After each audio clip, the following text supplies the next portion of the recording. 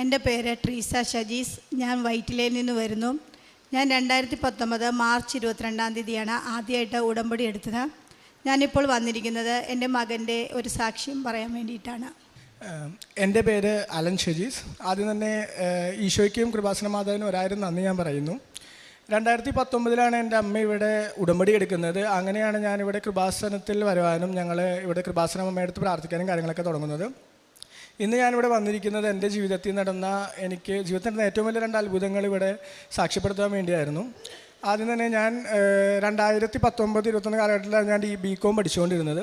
ആ സമയത്ത് 2020 എൻ്റെ 3rd സെം ഇംഗ്ലീഷിൻ്റെ റിസൾട്ട് വന്നായിരുന്നു. സോ റിസൾട്ട് വന്ന സമയത്ത് എനിക്കങ്ങനെ പേടിയൊന്നുണ്ട്. എനിക്കൊരുവിധം മാർക്കും കാര്യങ്ങളൊക്കെ കിട്ടുന്നതായിരുന്നു എല്ലാ സബ്ജക്റ്റിനും. അതുപോലെ തന്നെ വലിയ കുഴപ്പമില്ലാത്തൊരു എബോ ആവറേജ് സ്റ്റുഡൻ്റ് ആയിരുന്നു. പക്ഷേ എനിക്ക് റിസൾട്ട് വന്നു കഴിഞ്ഞപ്പോൾ ഞാൻ നോക്കിയപ്പോൾ ഇംഗ്ലീഷിന് എനിക്ക് വെറും 9 മാർക്കായിരുന്നു ഇട്ടായിരുന്നത് 100-ൽ. എനിക്കത് വളരെയധികം വിഷമമായ ഒരു കാര്യമായിരുന്നു. ഞാൻ നോക്കിയപ്പോൾ അന്വേഷിച്ചപ്പോൾ എൻ്റെ ക്ലാസ്സിലാകെ ഇംഗ്ലീഷിന് ഞാൻ മാത്രമായിരുന്നു ഫെയിലായിട്ടുണ്ടായിരുന്നത്. ഞാൻ വീട്ടിൽ വന്ന് പറഞ്ഞു എനിക്ക് വളരെയധികം വിഷമവും കാര്യങ്ങളൊക്കെ ആയി. ഞാനപ്പോൾ കോളേജിൽ സംസാരിച്ചപ്പോൾ അവർ പറഞ്ഞു ചിലപ്പോൾ അത് കറക്ഷൻ എന്തെങ്കിലും ഇഷ്യൂവും കാര്യങ്ങളൊക്കെ ആയിരിക്കുമായിരുന്നു. ഞാനപ്പോൾ ടീച്ചേഴ്സ് അവരുടെ പറയുന്നത് കേട്ട് ഞാനത് സ്ക്രൂട്ടണിക്കും റിവാലുവേഷനും കൊടുത്തു ആ പേപ്പർ. അങ്ങനെ ഞാൻ സ്ക്രൂട്ടണിക്ക് എന്നെ യൂണിവേഴ്സിറ്റി വിളിച്ചു. സ്ക്രൂട്ടണിക്ക് നമ്മൾ ചെന്ന് കഴിയുമ്പോൾ നമ്മൾ എഴുതിയ പേപ്പർ നമുക്ക് അവരൊന്നും കൂടി ചെക്ക് ചെയ്യാനായിട്ട് തരും. സോ ഞാൻ എൻ്റെ പേപ്പർ എടുത്ത് ചെക്ക് ചെയ്തപ്പോൾ നമുക്ക് ആകെ സ്ക്രൂട്ടണി ചെയ്യാൻ പറ്റുന്നത് എന്തെങ്കിലും ആഡിങ് മിസ്റ്റേക്ക് ഉണ്ടെങ്കിൽ അവർ നമുക്ക് കൂട്ടിയിട്ട് തരും. പക്ഷേ വേറെ എന്തെങ്കിലും കറക്ഷൻ മിസ്റ്റേക്ക് ആണെങ്കിൽ നമുക്ക് ഒന്നും കൂടി അത് റിവാലുവേഷനോ അല്ലെങ്കിൽ ഒന്നും കൂടി എക്സാം സപ്ലിമെൻ്ററി ആയിട്ട് എഴുതിയെടുക്കാനേ പറ്റുള്ളൂ. സോ പേപ്പർ ചെക്ക് ചെയ്ത് കഴിഞ്ഞപ്പോൾ എനിക്ക് മനസ്സിലായി എൻ്റെ എസ്സേക്ക് എല്ലാത്തിനും മാർക്ക് 20 മാർക്കും 15 മാർക്കിൻ്റെ എസ്സേക്ക് 1 മാർക്കും 1/2 മാർക്കും ഫസ്റ്റ് പേജിന് ഇട്ടിട്ടുണ്ട്, ബാക്കി പേജുകൾക്കൊന്നും ഇട്ടിട്ടില്ല. സോ ഞാനിത് റിപ്പോർട്ട് ചെയ്തപ്പോൾ അവരുടെ അടുത്ത് പറഞ്ഞത് അല്ലെങ്കിൽ ഒന്നും ചെയ്യാൻ പറ്റില്ല, നമുക്ക് ആഡിങ് മിസ്റ്റേക്ക് ആണെങ്കിൽ നോക്കാമായിരുന്നു, ഇത് നീ റിവാലുവേഷൻ കൊടുക്കുക, അതുപോലെ തന്നെ ഒന്നും കൂടി എക്സാം എഴുതാൻ പറഞ്ഞു. ഞാനപ്പോൾ അതുപോലെ തന്നെ വിഷമിച്ച് തിരിച്ച് വീട്ടിൽ വന്ന് പറഞ്ഞു ഇങ്ങനെയാണ്, എനിക്കൊന്നും ചെയ്യാൻ പറ്റിയില്ല എന്ന് പറഞ്ഞു. ഇതൊക്കെ ഓക്കെ, ഞാനപ്പോൾ ഒന്ന് എക്സാം എഴുതാമെന്നും പറഞ്ഞു. ഞാൻ സപ്ലിമെൻ്റ് എക്സാം എഴുതാനുള്ള കാര്യങ്ങൾ നോക്കി റിവാലുവേഷനും കൊടുത്തു. അങ്ങനെ പോകുന്നു. എൻ്റെ 1 വർഷം കഴിഞ്ഞപ്പോൾ 1.5 വർഷം കഴിയുമ്പോഴേക്കും ഞാൻ എൻ്റെ BCom പഠനം തീർന്നു. അങ്ങനെ 2021 എൻ്റെ BCom കഴിഞ്ഞപ്പോഴേക്കും എനിക്കൊരു ആഗ്രഹമായിരുന്നു, എനിക്ക് എൻ്റെ ഹയർ സ്റ്റഡീസിന് പോകണം, എനിക്ക് MBA എടുക്കണം എന്നായിരുന്നു ആഗ്രഹം. അങ്ങനെ ഞാൻ MBAക്ക് ചേരാനുള്ള കാര്യങ്ങളൊക്കെ നോക്കി. പക്ഷേ എനിക്ക് ഒരു എക്സാം പോയിരിക്കുന്നത് കൊണ്ട് എനിക്ക് ഫൈനൽ സർട്ടിഫിക്കറ്റ് കിട്ടില്ലായിരുന്നു യൂണിവേഴ്സിറ്റിയിൽ നിന്ന്. ഞാൻ ഇപ്പോൾ എന്ത് ചെയ്യണമെന്ന് അറിയാണ്ട് എന്നാലും എൻട്രൻസ് എക്സാം എഴുതാമെന്ന് വെച്ചാൽ ഞാൻ MBAയുടെ CMAT എക്സാം എഴുതി. ഈ CMAT എക്സാം വന്നെന്താണെന്ന് വെച്ചാൽ ഈ ഇംഗ്ലീഷ് എക്സാമിൻ്റെ പിറ്റേ ദിവസമായിരുന്നു എനിക്ക് CMAT എക്സാം വന്നായിരുന്നത്. അപ്പോൾ CMAT എക്സാമിന് പഠിക്കലും നടക്കില്ല, ഒന്നെങ്കിൽ ഇംഗ്ലീഷ് പഠിക്കണമെങ്കിൽ CMAT പഠിക്കണം എന്നുള്ള ഇതിലായിരുന്നു. ഞാൻ അങ്ങനെ എൻ്റെ സപ്ലിമെൻ്ററി എക്സാം പഠിച്ചിട്ട് പോയി. CMAT എക്സാമിന് ജസ്റ്റ് എന്തോ അവിടെ നിന്ന് ഇവിടെ നോക്കിയിട്ട് പോയി, പോയി അവിടെ നിന്ന് എഴുതിയിട്ട് വന്നു. പക്ഷേ എൻ്റെ CMAT എക്സാമിൻ്റെ റിസൾട്ട് വന്നതിനപ്പോൾ എനിക്ക് അത്ഭുതപ്പെടുന്ന വിധത്തിലായിരുന്നു. വളരെയധികം ഞാൻ ഒട്ടും പ്രതീക്ഷിക്കാത്ത വിധത്തിലൊരു മാർക്കായിരുന്നു എനിക്ക് മാതാവ് നൽകിയിരുന്നത്. ഇതിൻ്റെ റിസൾട്ടും കാര്യങ്ങളൊക്കെ ആയിട്ട് ഞാനപ്പോൾ MBAക്ക് ഒരു കോളേജിൽ കാക്കനാടുള്ള ഒരു കോളേജിൽ പോയി ഞാൻ MBAക്ക് അവിടെ അന്വേഷിച്ചപ്പോൾ ഞങ്ങൾ അവിടുത്തെ പ്രിൻസിപ്പളിനോട് കുറച്ച് നേരം സംസാരിച്ചു. പുള്ളിക്കാരി കുറച്ച് നേരപ്പോൾ വന്നിട്ട് പറഞ്ഞു ഇൻ്റർവ്യൂ കാര്യങ്ങളൊന്നും വേണ്ട, നിനക്ക് നീ ഒരു കാര്യം നീ ചേരുന്നുണ്ടെങ്കിൽ നീ എപ്പോഴാണെന്ന് വെച്ചാൽ വന്ന് കോളേജിൽ വന്ന് ചേർന്നു, നിൻ്റെ ബാക്കി അക്കാഡമിക്സും പിന്നെ ഈ എൻട്രൻസ് എക്സാമിൻ്റെ മാർക്ക് വെച്ച് ഞങ്ങൾക്ക് ഇത് തരാമെന്ന് പറഞ്ഞു. ഞാൻ പറഞ്ഞു എനിക്ക് സർട്ടിഫിക്കറ്റ്സും കാര്യങ്ങളൊന്നും ഇല്ല. അപ്പോൾ അവർ പറഞ്ഞു എൻ്റെ അടുത്ത് 6 months ഗ്യാപ്പ് അവർ തരാം, യൂണിവേഴ്സിറ്റിക്ക് സർട്ടിഫിക്കറ്റ് സബ്മിറ്റ് ചെയ്യുന്നതിന് മുമ്പ് എനിക്ക് MBA കോളേജിന് സർട്ടിഫിക്കറ്റ് കൊടുക്കാം, പറ്റിക്കഴിഞ്ഞാൽ എനിക്ക് MBAക്ക് അവിടെ കണ്ടിന്യൂ ചെയ്യാമെന്ന് പറഞ്ഞു. ഇല്ലെങ്കിൽ പക്ഷേ എനിക്കത് ഡ്രോപ്പ് ചെയ്യേണ്ടി വരുമായിരുന്നു. ഞാൻ ഓക്കെ പോവാം എന്നുള്ള ഇതിൽ ഞാൻ അമ്മയായിട്ട് വന്ന് പറഞ്ഞു. ഞങ്ങൾ മാതാവിൻ്റെ അടുത്ത് പ്രാർത്ഥിക്കലും കാര്യങ്ങളൊക്കെ ഡെയിലി ഉണ്ടായിരുന്നു. ഞങ്ങൾ അന്ന് വന്നു MBA അഡ്മിഷൻ എടുക്കുന്നതിന് അന്ന് ഇവിടെ കൃപാസനത്തിൽ വന്നു. ഞങ്ങൾ എന്ത് കാര്യങ്ങൾ ഞങ്ങളുടെ ജീവിതത്തിൽ പുതിയതെടുക്കുന്നതിന് മുമ്പ് എന്ത് കാര്യങ്ങളാണെങ്കിലും ഞങ്ങൾ 4 പേര്, ഞാനും പപ്പയും അനിയനും അമ്മയും കൂടി ഇവിടെ വന്ന് പ്രാർത്ഥിച്ച്, രാത്രി ആയിരിക്കും ചിലപ്പോൾ വന്നിട്ടായിരിക്കും ഞങ്ങൾ ഒരു 7 മണി 8 മണി ആ ടൈമിൽ വന്ന് ഇവിടെ ഒന്ന് പ്രാർത്ഥിച്ച് ഒരു ജപമാലയൊക്കെ വെച്ചിട്ടാണ് തിരിച്ചു പോകാറ്. അങ്ങനെ ഇവിടെ ഒന്ന് പ്രാർത്ഥിച്ച് കഴിഞ്ഞ് ഞങ്ങൾ തിരിച്ചു പോയി. MBAക്ക് ജോയിൻ ചെയ്തു. MBA വലിയ കുഴപ്പമില്ലാണ്ട് പോയി. അങ്ങനെ 6 മാസം ആകുന്നതിന് 2 ആഴ്ച മുമ്പ് എന്നെ കോളേജിൽ നിന്ന് വിളിച്ചിട്ട് അവർ പറഞ്ഞു അലൻ ഇനി 2 മാസം കൂടി ഗ്യാപ്പുള്ളൂ, അതിനുള്ളിൽ നിന്ന് സർട്ടിഫിക്കറ്റ് അല്ലെങ്കിൽ നിനക്ക് ഡ്രോപ്പ് ഔട്ട് ചെയ്യേണ്ടി വരുമെന്ന് പറഞ്ഞു. ഞാനപ്പോൾ വീട്ടിൽ വന്നിട്ട് പറഞ്ഞു അമ്മ ഇങ്ങനെയാണ് മിക്കവാറും നമ്മുടെ MBA പോകുന്ന തോന്നണേന്ന് പറഞ്ഞു. അമ്മ നീ എന്തായാലും മാതാവിൻ്റെ അടുത്ത് പ്രാർത്ഥിക്കുക, നന്നായിട്ട് കുഴപ്പമൊന്നും ഉണ്ടാവില്ല, നമുക്കത് കിട്ടുമെന്ന് പറഞ്ഞു. അങ്ങനെ ഞങ്ങൾ മാതാവിനോട് പ്രാർത്ഥിച്ചു. പിന്നെ നമുക്ക് വന്ന വേറെ പ്രശ്നം എന്ന് വെച്ചാൽ ഈ പറഞ്ഞതിന് 1 ആഴ്ച മുമ്പ് പൂജാ ഹോളിഡേയ്സ് വരുമായിരുന്നു. അപ്പോൾ പൂജാ ഹോളിഡേയ്സ് കഴിഞ്ഞിട്ടുള്ള ആഴ്ച എനിക്ക് സബ്മിറ്റ് ചെയ്യാൻ വേണം. അപ്പോൾ പൂജാ ഹോളിഡേയ്സിന് മുമ്പ് എനിക്ക് സർട്ടിഫിക്കറ്റ് കിട്ടിയില്ലെങ്കിൽ എൻ്റെ ഇത് ഡ്രോപ്പ് ചെയ്യാമെന്നാണ് എനിക്ക് വേറെ ഓപ്ഷൻ ഉണ്ടായിരുന്നില്ല. ഞങ്ങൾ ഇതുപോലെ ഒരു വെള്ളിയാഴ്ച പൂജ ഹോളിഡേയ്സ് തുടങ്ങുന്നതിന് മുമ്പുള്ള ഒരു വെള്ളിയാഴ്ച വീക്കെൻഡ് ഞങ്ങൾ ഇതുപോലെ ഇവിടെ വന്നിരുന്ന് പ്രാർത്ഥിച്ചു. എല്ലാം കഴിഞ്ഞ് വീട്ടിൽ പോയി കിടന്ന് ഉറങ്ങി. പിറ്റേ ദിവസം രാവിലെ ഞാൻ വെറുതെ സൈറ്റിൽ കയറിയിട്ട് സർട്ടിഫിക്കറ്റ് ഇതെടുത്ത് നോക്കിക്കഴിഞ്ഞപ്പോൾ എൻ്റെ ഇംഗ്ലീഷിൻ്റെ റിസൾട്ട് വന്നിട്ടുണ്ടായിരുന്നു. ഞാൻ റീവാലുവേഷൻ കൊടുത്തത് വന്നില്ലായിരുന്നു, പക്ഷേ ഞാൻ സപ്ലിമെൻ്റ് എഴുതിയതിന് വന്നിട്ടുണ്ടായിരുന്നു. ആ എക്സാമിന് ഞാൻ പാസ്സായിട്ടുണ്ടായിരുന്നു. ഒരുവിധം നല്ല മാർക്കോടുകൂടി എനിക്ക് പാസ്സാകാൻ പറ്റിയായിരുന്നു. ഇതായിരുന്നു എൻ്റെ ജീവിതത്തിൽ അമ്മ മാതാവ് തന്ന ഏറ്റവും വലിയൊരു അത്ഭുതം. അല്ലെങ്കിൽ ഞാൻ ഏകദേശം എൻ്റെ ഒരു സെമസ്റ്റർ എന്നെ പഠിച്ച് കഴിഞ്ഞായിരുന്നു, 6-7 മാസം കഴിഞ്ഞായിരുന്നു. ഞാൻ അത് MBA അവിടെ വെച്ച് ഡ്രോപ്പ് ചെയ്യേണ്ട വന്നേനായിരുന്നു. പക്ഷേ എനിക്ക് മാതാവ് അവിടെ എന്നെ രക്ഷിച്ചു. എനിക്ക് എൻ്റെ MBA അങ്ങോട്ട് കണ്ടിന്യൂ ചെയ്യാൻ പറ്റി. അതുപോലെ തന്നെ ധാരാളം അനുഗ്രഹങ്ങൾ എനിക്ക് ആ കോളേജ് വെച്ച് തന്നെ എനിക്ക് കിട്ടിയായിരുന്നു. പിന്നീട് എനിക്ക് ഖത്തർ ഈ 2022 ഫിഫ വേൾഡ് കപ്പ് ഖത്തറിൽ വെച്ച് നടന്ന വേൾഡ് കപ്പിന് വോളണ്ടിയറായിട്ട് പോകാനുള്ള ഒരു അവസരം എനിക്ക് എൻ്റെ കോളേജിൽ നിന്നുണ്ടായിരുന്നു. ഞങ്ങളുടെ കോളേജ് അതിൻ്റെ ഒരു സ്പോൺസറായിരുന്നു. അപ്പോൾ അതിന് കുറേ തടസ്സങ്ങളുണ്ടായിരുന്നു. നമുക്ക് ഹെൽത്ത് ഫിസിക്കൽ ഓക്കെ ആയിരിക്കണം, അതുപോലെ അവരുടെ ഇൻ്റർവ്യൂവും കാര്യങ്ങളും പാസ്സാകണം. അങ്ങനെ കുറേ കാര്യങ്ങളൊക്കെ ഓക്കെ ആണെങ്കിൽ മാത്രം നമുക്കതിന് പോകാൻ പറ്റുള്ളൂ. അതുപോലെ തന്നെ അവർ പറഞ്ഞു പാസ്പോർട്ട് വിത്തിൻ 1 വീക്കിനുള്ളിൽ സബ്മിറ്റ് ചെയ്യുകയാണെങ്കിൽ മാത്രം എനിക്ക് ഇൻ്റർവ്യൂവിനുള്ള ഇതുപോലും കിട്ടുള്ളൂ, ക്വാളിഫൈ ആവുള്ളൂ എന്ന് പറഞ്ഞു. ഞാൻ ഇതുപോലെ തന്നെ അമ്മയെടുത്ത് പറഞ്ഞു, അമ്മ എനിക്കിങ്ങനെ ഒരു ഓപ്ഷൻ ഇത് വന്നിട്ടുണ്ട്, എനിക്കതിന് പോകണം എന്നുണ്ട്. ഈവൻ തോ എനിക്ക് കോളേജിൽ നിന്ന് ആകെ 5 ഫ്രണ്ട്സ് മാത്രമേ ഉള്ളൂ, എന്നാലും ഇങ്ങനെ ഒരു അവസരം കിട്ടിയത്, അതും ഫ്രീ ഓഫ് കോസ്റ്റിൽ നമുക്ക് ലൈക്ക് ഓൾമോസ്റ്റ് ഒരു 65 ഡേയ്സ് നമുക്ക് ഖത്തറിൽ ഫിഫ വേൾഡ് കപ്പ് അവരുടെ മാച്ചസും കാര്യങ്ങളും വോളണ്ടിയേഴ്സായിട്ട് നമുക്ക് അവർ പ്രവർത്തിക്കാൻ പറ്റും. വിത്ത് സ്കൈഫൻ്റെ ആയിരുന്നു.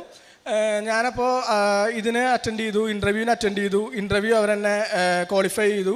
അത് കഴിഞ്ഞിട്ട് എൻ്റെ ഫിസിക്കും കാര്യങ്ങളൊക്കെ ഉണ്ടായിരുന്നു, അതും ക്വാളിഫൈ ചെയ്യാൻ പറ്റി. പിന്നീട് ഈ പറഞ്ഞ പോലെ എനിക്ക് ഇൻ്റർവ്യൂ കഴിഞ്ഞിട്ട് എനിക്ക് ഈ പറഞ്ഞ പോലെ പാസ്പോർട്ടിൻ്റെ ഒരു ഇഷ്യൂ ഉണ്ടായിരുന്നു. പാസ്പോർട്ട് ലൈക്ക് യൂഷ്വലി ഒരു ടൈം എടുക്കുമായിരുന്നു, പക്ഷേ ഞാൻ പാസ്പോർട്ട് അപ്ലൈ ചെയ്തു. എനിക്ക് 3-ാം ദിവസം എൻ്റെ വീട്ടിൽ പാസ്പോർട്ട് എത്തി. അങ്ങനെ എനിക്ക് അതിനും പോകാനുള്ള കാര്യങ്ങളൊക്കെ പറ്റിയായിരുന്നു. രണ്ടാമത്തെ അത്ഭുതം എന്ന് പറയുന്നത് എനിക്കൊരു ജോലി കിട്ടിയ കാര്യമായിരുന്നു. ഞാനിപ്പോൾ ഇൻഫോപാക്കിലൊരു കമ്പനിയിൽ ലൈക്ക് വർക്ക് ചെയ്യുവാണ്. ഇപ്പോൾ ഏകദേശം ഒരു 4-5 മാസമായി.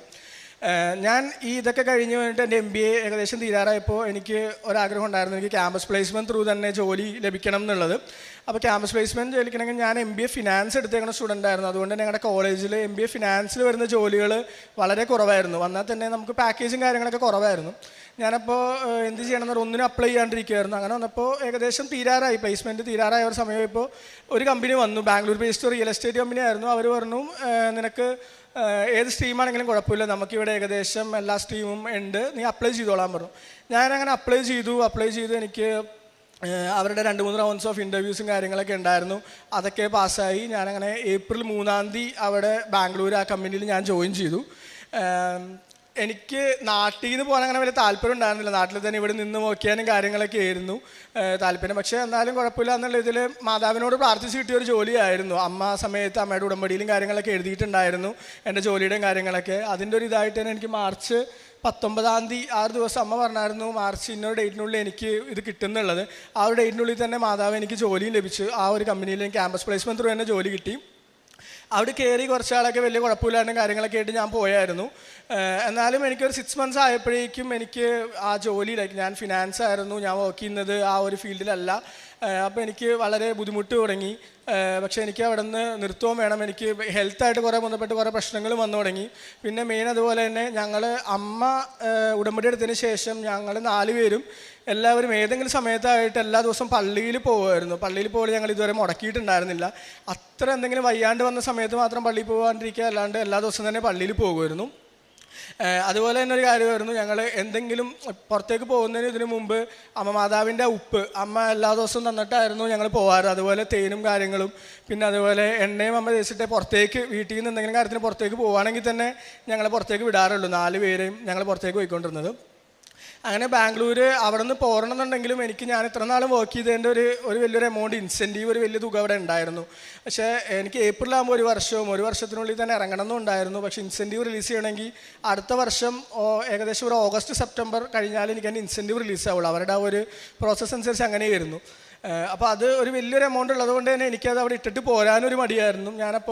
അപ്പോഴാണ് അമ്മ എൻ്റെ അടുത്ത് ഈ ക്യാൻഡിൽ ലൈറ്റ് പ്രയറിൻ്റെ കാര്യങ്ങളും ഇതൊക്കെ പറഞ്ഞത്. ഉടമ്പടി എടുക്കാൻ നിനക്ക് പറ്റില്ലെങ്കിൽ ഒരു കാര്യം ചെയ്യും, ക്യാൻഡിൽ ലൈറ്റ് പ്രയർ ഇട്ട് പ്രാർത്ഥിക്കാൻ പറഞ്ഞു.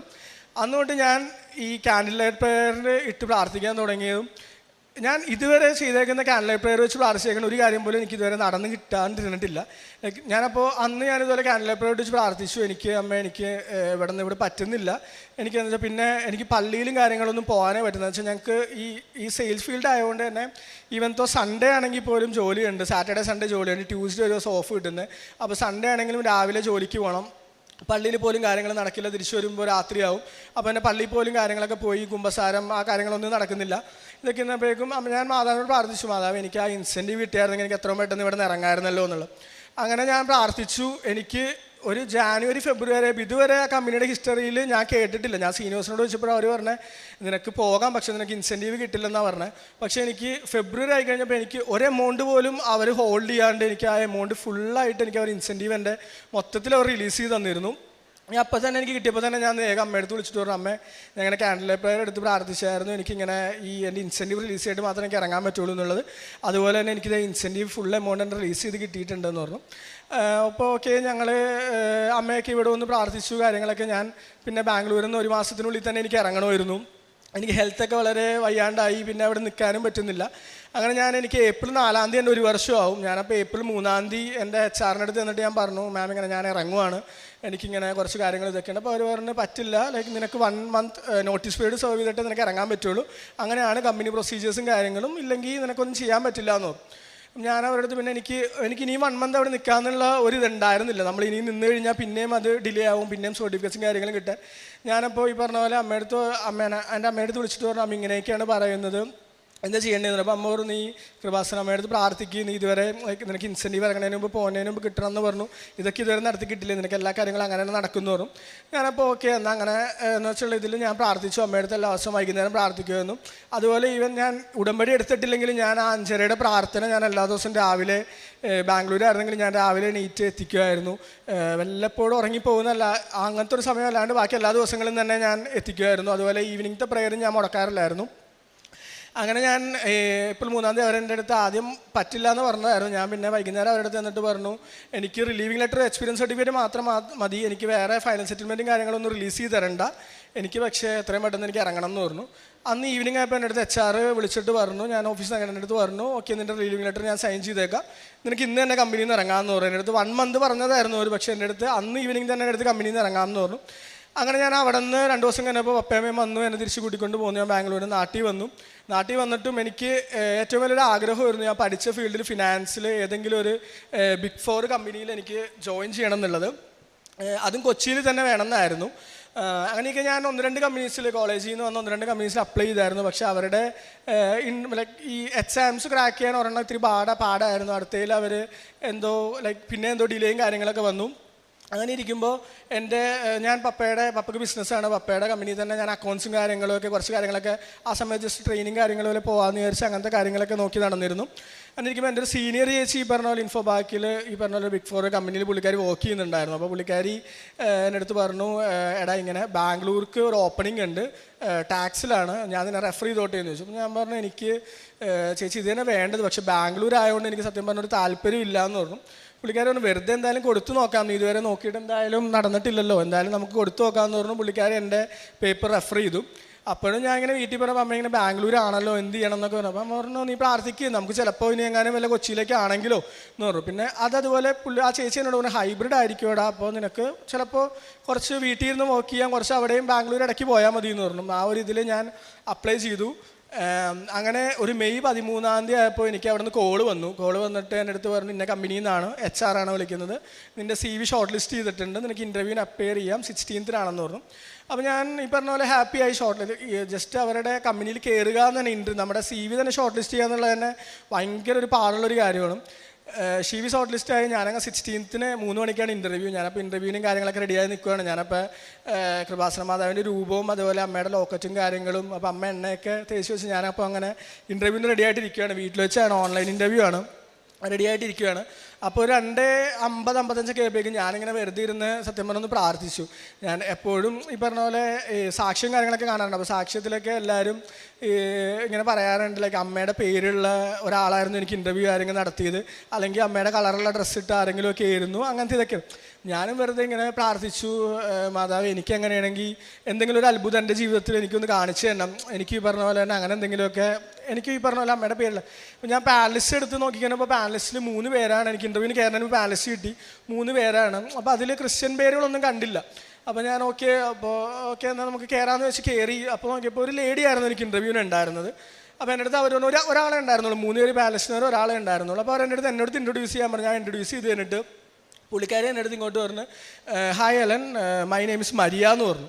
അപ്പോൾ തന്നെ എനിക്ക് സത്യം പറഞ്ഞാൽ എനിക്ക് എന്താ പറയേണ്ടതെന്ന് അറിയില്ലായിരുന്നു. അത്രയ്ക്ക് സന്തോഷമായിരുന്നു. വെച്ചാൽ ഞാൻ ജസ്റ്റ് വിചാരിച്ചിട്ടുണ്ടായിരുന്നുള്ളൂ ഇങ്ങനത്തെ ഒരു കാരണം. പക്ഷേ മാതാവിനായിട്ട് അങ്ങനെ വരുന്ന ഞാൻ വിചാരിച്ചില്ലായിരുന്നു. അപ്പോൾ തന്നെ എനിക്കൊരു കോൺഫിഡൻസ് ആയി. ലൈക്ക് എനിക്കത് ഇൻ്റർവ്യൂ ഇനിയിപ്പോൾ ഇവിടം വരെ മാതാവ് എനിക്ക് വന്നിരുന്നെങ്കിൽ എനിക്കിനി ബാക്കിയും കാര്യങ്ങളും കിട്ടുന്നുള്ളത്. ഞാൻ ഇൻ്റർവ്യൂ അറ്റൻഡ് ചെയ്തു, നല്ല കോൺഫിഡൻസോടെ ഇൻ്റർവ്യൂ അറ്റൻഡ് ചെയ്തു. അത് കഴിഞ്ഞ് വന്നപ്പോൾ തന്നെ അമ്മ എടുത്ത് പറഞ്ഞു, അമ്മ എനിക്ക് ഇൻ്റർവ്യൂവർ ഒരു ലേഡി ആയിരുന്നു, അവരുടെ പേര് മരിയ എന്നായിരുന്നു എന്ന് പറഞ്ഞു. അപ്പം അമ്മ പറഞ്ഞു, നീ പ്രാർത്ഥിച്ചോ, നിനക്ക് ഈ ജോലി കിട്ടും, ഇത് മാതാവ് നിനക്ക് വേണ്ടി തന്നെ വെച്ചേക്കുന്നതായിരിക്കും, നിനക്ക് കിട്ടും, എന്തായാലും ഇവിടം വരെ എത്തിയില്ലെന്ന് പറഞ്ഞു. അന്ന് തന്നെ ഞാൻ അമ്മയെടുത്ത് പറഞ്ഞു, ഞാൻ ഈ ജോലി കിട്ടുവാണെങ്കിൽ ഞാൻ ഇവിടെ കൃപാസനത്തിൽ ഒന്ന് സാക്ഷ്യപ്പെടുത്തിയേക്കാമെന്ന് പറഞ്ഞിട്ടുണ്ടായിരുന്നു. അപ്പോൾ ഞാൻ അന്ന് ആ ഇൻ്റർവ്യൂ കഴിഞ്ഞതിൻ്റെ അന്ന് തൊട്ട് ഞാൻ എൻ്റെ ഈ കാര്യങ്ങളെല്ലാം ഞാൻ ഒരു പേപ്പർ എടുത്ത് എഴുതാൻ തുടങ്ങി, സാക്ഷ്യം പോലെ. അങ്ങനെ അന്ന് തൊട്ട് എഴുതി, ലൈക്ക് ഓരോ പ്രോസസ്സും കാര്യങ്ങളും. ഞാൻ മെയ് 13 തുടങ്ങിയിട്ട് ഒരു 1.5 മാസത്തോളം ഓരോ പ്രോസസ്സും കാര്യങ്ങളായിരുന്നു. കുറേ തടസ്സങ്ങളുണ്ടായിരുന്നു, കുറേ പേപ്പേഴ്സും ഫോർമാലിറ്റീസും കാര്യങ്ങളൊക്കെ ആയിട്ട് കുറേ തടസ്സങ്ങളും കാര്യങ്ങളും വന്നു, നമ്മുടെ ഡോക്യുമെൻറ്റ് സബ്മിഷനും കാര്യങ്ങളൊക്കെ ആയിട്ട്. പക്ഷേ എല്ലാം തന്നെ മാതാവ്, ഞാനപ്പോൾ ഓരോ സ്റ്റേജ് വരുമ്പോഴും ഞാൻ ക്യാൻഡിൽ പ്രയർ ഇട്ട് പ്രാർത്ഥിക്കും, മാതാവ് എൻ്റെ ഈ ലെവൽ ഇന്ന ടഫാണ്. ലാസ്റ്റ് ലെവലെത്തിയപ്പോൾ അവരുടെ അടുത്ത് പറഞ്ഞു, സീനിയർ മാനേജർ ലെവലാണ്, കുറച്ചധികം പ്രിപ്പയർ ആയിരിക്കണം, ലൈക്ക് അവരുടെ ഇതനുസരിച്ചിരിക്കും ഇതിൻ്റെ കാര്യങ്ങളൊക്കെ നോക്കുന്നത്. ഞാൻ ഇപ്പോൾ ക്യാൻഡിൽ പ്രയർ ഇട്ട് ഓരോ കാര്യങ്ങളും പ്രാർത്ഥിച്ചുകൊണ്ടിരുന്നു, മാതാവ് ഇന്ന ലെവലാണ്, എനിക്ക് മാതാവ് കൂടെ ഉണ്ടായിരിക്കണം എല്ലാം. പക്ഷേ എനിക്ക് സത്യം പറഞ്ഞാൽ ഇൻ്റർവ്യൂ അത്രയ്ക്ക് എളുപ്പമായിരുന്നു. ലൈക്ക് അവർ വെറുതെ ജസ്റ്റ് എൻ്റെ അടുത്ത് സംസാരിക്കുന്ന പോലെയായിരുന്നു എനിക്ക് എല്ലാ ഇൻ്റർവ്യൂ. അങ്ങനെ അത്ര എളുപ്പത്തോടെയായിരുന്നു ഞാൻ എൻ്റെ ഇൻ്റർവ്യൂസ് എല്ലാം അറ്റൻഡ് ചെയ്തുകൊണ്ടിരുന്നത്. അങ്ങനെ ഇരിക്കെ മെയ് 24 ആയപ്പോഴേക്കും എൻ്റെ അടുത്ത് അവർ പറഞ്ഞു ജോയിൻ ചെയ്യണമെന്ന് പറഞ്ഞു. എൻ്റെ അടുത്ത് HR 2-3 ദിവസം വിളിച്ചിട്ട് പറഞ്ഞു, മെയ് 24 ജോയിൻ ചെയ്യണം, ജൂൺ 24 ജോയിൻ ചെയ്യണം, നീ റെഡി ആയിക്കുമെന്ന് പറഞ്ഞു. ഇതൊക്കെ കഴിഞ്ഞിട്ട് എനിക്ക് ഒരു മെയ് 20, 21 ഓഫർ ലെറ്റർ വന്നില്ല. അപ്പോൾ ഞാൻ HR അങ്ങോട്ട് വിളിച്ചപ്പോൾ അവർ പറഞ്ഞു കുറച്ച് പ്രശ്നങ്ങളും കാര്യങ്ങളും കൊണ്ട് ഹോൾഡ് ചെയ്ത് വെച്ചേക്കുവാന്ന് പറഞ്ഞു. ഞാനപ്പോൾ പിന്നെയും വിഷമത്തിലായി, പിന്നെ ഹോൾഡ് ആയി ഇങ്ങനെയൊക്കെയാണെങ്കിലും. അപ്പോൾ അമ്മ എനിക്ക് തരുന്നിരുന്നു, നിനക്ക് കിട്ടുമത്, നിനക്ക് ഇവിടം വരെ എത്തിയതെങ്കിൽ നിനക്ക് കിട്ടാനുള്ള തന്നെയാണ്. ഞാനപ്പോൾ HR വിളിച്ചിട്ട് അപ്പോൾ HR പറഞ്ഞു ഇങ്ങനെ കുറച്ച് കാര്യങ്ങളൊക്കെയാണ്. ഞാനപ്പോൾ അതിനൊക്കെ ഓക്കെ പറഞ്ഞു. അവർ അന്ന് വൈകുന്നേരം തന്നെ മെയ് 22 വൈകുന്നേരം തന്നെ, എനിക്ക് ഫ്രൈഡേ ആയിരുന്നു, മെയ് 22 വൈകുന്നേരം തന്നെ, ജൂൺ 22 വൈകുന്നേരം തന്നെ അവരെനിക്ക് എൻ്റെ ഓഫർ ലെറ്റർ എനിക്ക് അവരപ്പോൾ തന്നെ ഇത് ചെയ്ത് തന്നു. എനിക്ക് അവരുടെ അടുത്ത് എന്നാ ലേറ്റസ്റ്റ് ജോയിൻ ചെയ്യാൻ പറ്റുന്നതെന്ന് പറഞ്ഞു. ഞാൻ പറഞ്ഞു ഏറ്റവും ലേറ്റസ്റ്റ് ആയിട്ടുള്ള ഡേറ്റ് തന്നെ ഞാൻ കയറിക്കോളാം എന്ന് പറഞ്ഞു. അപ്പോൾ എനിക്ക് ജൂലൈ 1 ആയിരുന്നു എനിക്ക് ഡേറ്റ് പറഞ്ഞായിരുന്നു. ജൂലൈ 1 തന്നെ ഞാൻ ജോയിൻ ചെയ്യാമെന്ന് പറഞ്ഞു. അങ്ങനെ എൻ്റെ എല്ലാ കാര്യങ്ങളും അതുവരെ എല്ലാം സ്മൂത്തായിട്ട് പോയി. ആ ഓഫ് ലെറ്റർ വന്നതിൻ്റെ അന്ന് തന്നെ ഞങ്ങൾ ഈ പറഞ്ഞ പോലെ മാതാവിൻ്റെ അടുത്ത് ഓഫ് ലെറ്ററിൻ്റെ ഒരു പ്രിൻറ്റ് ഞാനൊരു പേപ്പറിലെടുത്തു. ഞാനും അപ്പയും അമ്മേനും കൂടി ഇവിടെ വന്ന് മാതാവിനെ സമർപ്പിച്ച് പ്രാർത്ഥിച്ചു എന്ന് തിരിച്ചുപോയി. ഞാനങ്ങനെ ജൂലൈ 1 ഇൻഫോപാക്കിൽ അവർ കമ്പനിയിൽ ജോയിൻ ചെയ്തു. ഇന്നത്തേക്ക് ഏകദേശം 4-4.5 മാസം ഇപ്പോൾ കഴിഞ്ഞു. പിന്നെ കാരുണ്യ പ്രവൃത്തിയും കാര്യങ്ങളായിട്ട് ഞാൻ ചെയ്തുകൊണ്ടിരുന്നത്, ഞാനും അമ്മയെ എനിക്ക് പറ്റുന്ന സമയത്തൊക്കെ അമ്മയായിട്ട് ഞങ്ങളിവിടെ ഓഫനേജും കാര്യങ്ങളൊക്കെ വിസിറ്റ് ചെയ്യുമായിരുന്നു. അതുപോലെ തന്നെ എൻ്റെ സാലറിയുടെ ഒരു എമൗണ്ട് ഞാൻ അമ്മയ്ക്ക് എല്ലാ പ്രാവശ്യം കൊടുക്കുമായിരുന്നു. അമ്മ ഈ പറഞ്ഞ പോലെ എല്ലാ ട്യൂസ്ഡേയ്സും ലൈക്ക് സാറ്റർഡേയ്സും ഓരോ അടുത്തായിട്ട് അമ്മ കൊടുക്കാറുണ്ടായിരുന്നു, ചെറിയ ചെറിയൊരു എമൗണ്ടുകളൊക്കെ ഇട്ട്. പിന്നെ അമ്മ ഈ മേടിച്ചുകൊണ്ട് വന്ന പത്രം കുറച്ചൊക്കെ ഒരു 4-5 എണ്ണമൊക്കെ ഞാനും എനിക്കറിയാവുന്ന ആൾക്കാരുടെ അടുത്തൊക്കെ ഞാനും കൊടുക്കുകയും കാര്യങ്ങളൊക്കെ ഉണ്ടായിരുന്നു. ആത്മീയജീവിതത്തിൻ്റെ കാര്യത്തിൽ ഈ പറഞ്ഞ പോലെ തന്നെ പള്ളിയിൽ പോക്ക് ഞങ്ങൾ ഇതുവരെ മുടക്കിയിട്ടില്ലാത്തൊരു കാര്യമാണ്. അതുപോലെ രാവിലെ എണീറ്റുള്ള മാതാവിനോടുള്ള പ്രാർത്ഥന, കുമ്പസാരമാണെങ്കിലും 1 മാസത്തിൽ കൂടാറില്ല. ഞാൻ മാക്സിമം 1 മാസത്തിനുള്ളിൽ തന്നെ കുമ്പസാരവും കാര്യങ്ങളൊക്കെ എല്ലാം കറക്റ്റായിട്ട് നടന്നുകൊണ്ടിരിക്കുന്നു. ഞങ്ങൾ കാരുണ്യ പ്രവൃത്തികൾ ഇതുപോലെ മോൻ പറഞ്ഞതുപോലെ തന്നെ ഞങ്ങൾ വൃദ്ധസദനങ്ങൾ സന്ദർശിക്കാറുണ്ട്. മക്കളെയും കൂട്ടിയിട്ടാണ് ഞാൻ പോകാറുള്ളത്. പിന്നെ എന്താണ് കുമ്പസാരം മാസത്തിലൊരിക്കലും ഞാൻ തന്നെ നിർബന്ധിച്ചാണ് അവരെ കൊണ്ട് ഓരോ കാര്യങ്ങൾ ചെയ്യിക്കാറുള്ളത്. പിന്നെ നമ്മൾ യൂട്യൂബിൽ ഉടമ്പടി ധ്യാനങ്ങൾ ഞാൻ ഏകദേശം കുറഞ്ഞതൊരു 75 പേർക്കെങ്കിലും ഞാനത് ഷെയർ ചെയ്ത് കൊടുക്കാറുണ്ട്. സാക്ഷ്യങ്ങൾ അതുപോലെ തന്നെ ഷെയർ ചെയ്ത് കൊടുക്കാറുണ്ട്. പിന്നെ ട്യൂസ്ഡേയും സാറ്റർഡേയും ഇവരുടെ വരുമാനത്തിൽ നിന്ന് ഒരു വിഹിതം ഞങ്ങൾ കൊടുക്കാറുണ്ട്. ഇത്രയും അനുഗ്രഹങ്ങൾ തന്ന അമ്മ മാതാവിനും ഈശോയ്ക്കും 1000 നന്ദി. പ്രഭാഷകൻ്റെ പുസ്തകം 1-ാം അധ്യായം 16-ാം തിരുവചനം അരുളി ചെയ്യുന്നു, കർത്താവിനോടുള്ള ഭക്തി ജ്ഞാനത്തിൻ്റെ പൂർണ്ണതയാണ്. അവൾ തൻ്റെ സൽഫലങ്ങൾ കൊണ്ട് മനുഷ്യരെ തൃപ്തരാക്കുന്നു. അവളുടെ ഭവനം അഭികാമ്യ വസ്തുക്കൾ കൊണ്ട് നിറയുന്നു. അവളുടെ കലവറ വിഭവങ്ങൾ കൊണ്ടും.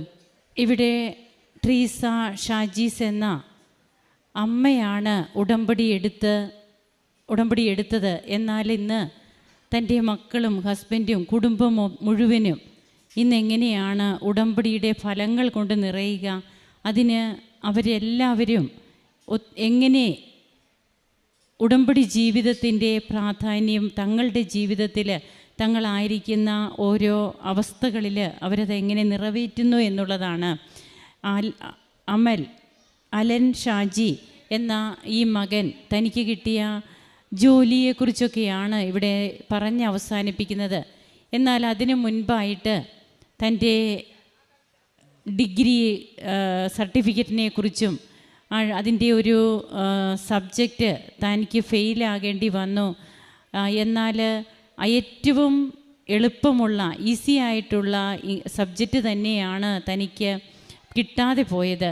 പിന്നീട് അതിൻ്റെ സർട്ടിഫിക്കറ്റ് കിട്ടുന്നതിനുണ്ടായ താമസം മൂലം എങ്ങനെയാണ് തനിക്ക് പുതിയ കോഴ്സും ഡ്രോപ്പ് ഔട്ട് ചെയ്യേണ്ടി വരുമോ? അപ്പോൾ ഇവിടെ സമയമില്ല, വളരെ ചുരുക്കം സമയമേ ഉള്ളൂ. ഇവിടെയാണ് സമയത്തിൻ്റെ മേൽ അധികാരമുള്ള പരിശുദ്ധ അമ്മ എങ്ങനെയാണ് ആ കാര്യങ്ങളൊക്കെ നാം ചിന്തിക്കാത്ത വിധത്തിൽ നമ്മുടെ ജീവിതത്തിൽ ഇടപെടുന്നത് എന്നുള്ളതാണ് നമുക്ക് ശ്രദ്ധിക്കേണ്ട കാര്യം. ഒരേ ഒരു ദിവസം മാത്രം തനിക്കുള്ളപ്പോൾ രാത്രി 12 മണിക്ക് തന്നെ അത് യൂണിവേഴ്സിറ്റി അപ്ലോഡ് ചെയ്യുന്നു. അതൊന്നും ഒരിക്കലും നടക്കാത്ത കാര്യങ്ങളാണ്. പിറ്റേ ദിവസം, അതായത് അമ്മയുടെ തിരുനടയിൽ വന്ന് കുടുംബസമേതം വന്ന് അമ്മയോട് ഒന്നുകൂടി കാര്യങ്ങൾ പറഞ്ഞിട്ട് പോകുന്നു.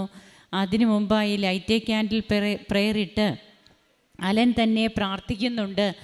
അങ്ങനെ തനിക്ക് ആ കിട്ടേണ്ട അതേ ദിവസം തന്നെ, അല്ലെങ്കിൽ പിന്നീട് തനിക്ക് അവിടെ ഒരു ചാൻസുമില്ല.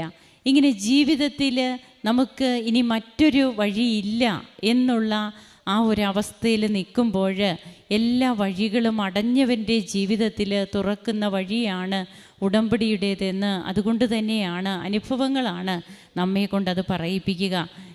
പിന്നീട് തനിക്ക് കിട്ടിയ ജോലി, അത് ആദ്യത്തെ ജോലി തന്നെയാണെങ്കിലും അത് തനിക്ക് സാറ്റിസ്ഫൈഡ് ആകാതെ വന്നത് വിശുദ്ധ കുർബാന മുടങ്ങുന്നു.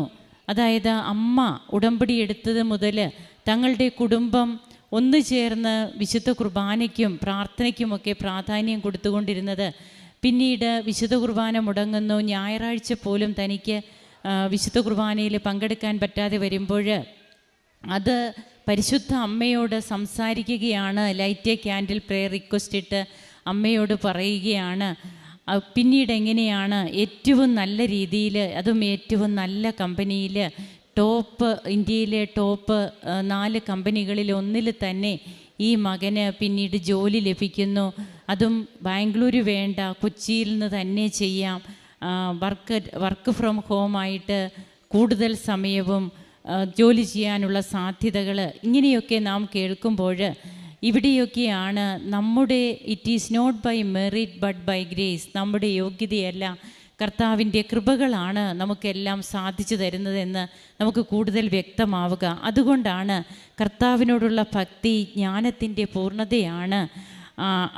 അതുപോലെ അവളുടെ ഭവനം അഭികാമ്യ വസ്തുക്കൾ കൊണ്ട് നിറയുന്നു, അവളുടെ കലവറ വിഭവങ്ങൾ കൊണ്ടും. ഈ മക്കളും ഉടമ്പടി ജീവിതം ഏറ്റെടുത്ത് ചെയ്യുമ്പോൾ താൻ ചെയ്യുന്ന പ്രവർത്തനങ്ങൾ, കാരുണ്യ പ്രവർത്തനങ്ങൾ എങ്ങനെയാണ് മറ്റുള്ളവരെ സഹായിക്കുന്നതിനൊക്കെ തനിക്ക് തൻ്റെ സാലറിയും അതുപോലെ തന്നെ മറ്റ് ബൈ പേഴ്സണായിട്ടും വൃദ്ധസദനങ്ങളിലൊക്കെ പോയിട്ട് അമ്മയോടൊപ്പം മക്കളും എങ്ങനെ ശുശ്രൂഷ ചെയ്യുന്നു, ഇതൊക്കെ തന്നെയാണ് ഇവിടെ ഇന്ന് വന്നതെന്ന് സാക്ഷ്യം പറയുവാൻ ഈ മകനെ യോഗ്യനാക്കിയത്. നമുക്ക് നമ്മുടെ ജീവിതത്തിൽ ദൈവം നമ്മെ തൊട്ട് നിൽപ്പുണ്ട്, നാം അതൊന്ന് ബോധ്യപ്പെട്ടാൽ മാത്രം മതി. ഈ ബോധ്യം നമുക്കുണ്ടാകണമെങ്കിൽ നാം നമ്മുടെ ജീവിതത്തിൽ വിശ്വസ്തരും സത്യസന്ധരുമായിട്ട് ഉടമ്പടിയോട് കൂറു പുലർത്തുന്നവരാകണം. കരങ്ങളടിച്ച് നമുക്ക് ഈശോയ്ക്കും അമ്മയ്ക്കും നന്ദി പറയാം. യേശുവേ നന്ദി, യേശുവേ സ്തുതി, യേശുവേ ആരാധന. അത്യപൂർവ ദൈവാനുഭവങ്ങൾ ഇനി നിങ്ങൾക്കും സ്വന്തം. ഈ യൂട്യൂബ് ചാനൽ ഇതുവരെ സബ്സ്ക്രൈബ് ചെയ്തിട്ടില്ലെങ്കിൽ ഇപ്പോൾ തന്നെ സബ്സ്ക്രൈബ് ചെയ്യുക. ഈ വീഡിയോ ഇപ്പോൾ തന്നെ നിങ്ങളുടെ സുഹൃത്തുക്കൾക്ക് ഷെയർ ചെയ്തുകൊണ്ട് കർത്താവിൻ്റെ പ്രേക്ഷിതരാകുക.